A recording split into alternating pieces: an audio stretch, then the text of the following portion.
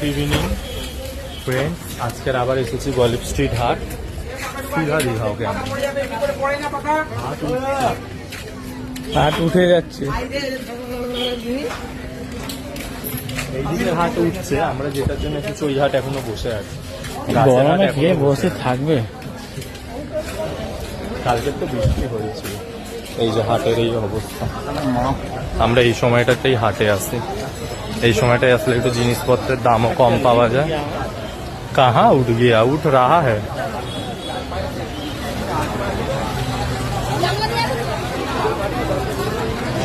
এই যে মধু বিক্রি হচ্ছে এখানে।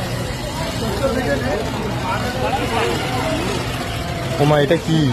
এই করকনাথের বাচ্চা, এই করকনাথের বাচ্চা। এ দেখো বন্ধুরা, এটা করকনাথের বাচ্চা, পুরো কালো, বাপরে বাপ।